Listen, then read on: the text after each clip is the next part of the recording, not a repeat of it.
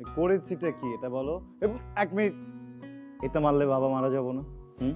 এটা মারো না, ক্যাচ ক্যাচ। মামুনি আমি তোমাকে কি মিথ্যে বলেছি আমাকে একটাবার বলো। তুমি যে বললা যে মামুনি যাওয়ার সময় বলে গেছে যে চিড়িয়াখানায় নিয়ে যাবে আমাদের ঘুরতে, কই মামুনি তো আসলো না। আর এখন তো বাইরে অন্ধকার হয়ে গেছে, এখন আমরা বাইরে কি করে যাব?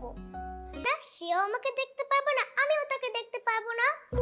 আর তখন বাদরও জানবে কি করে যে আমরা চিড়িয়াখানায় ঘুরতে গিয়েছিলাম? আমি জানাবো বাবা, বাবা বাবা কি করবো, বাদুরকে যে আমি কানে কানে বলে আসবো, হ্যাঁ, যে রাই গিয়েছিল তোমাকে দেখতে। ঠিক আছে মামুনি?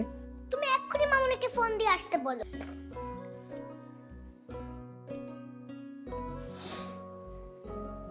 হ্যালো, হ্যাঁ কোথায় তুমি?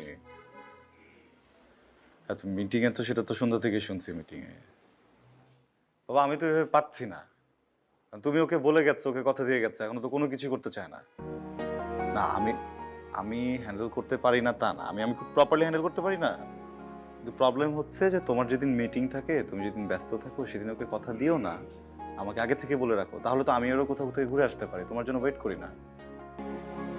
Sorry sorry sorry sorry.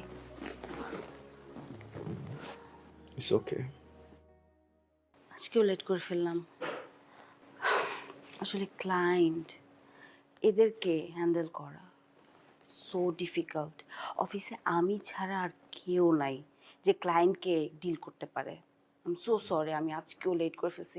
আমি অনেক ট্রাই করছি টাইম ম্যানেজ করতে, বাট পারি না এই টাইমটা ম্যানেজ করতে। ইটস ওকে, আমি ওকে ম্যানেজ করছি।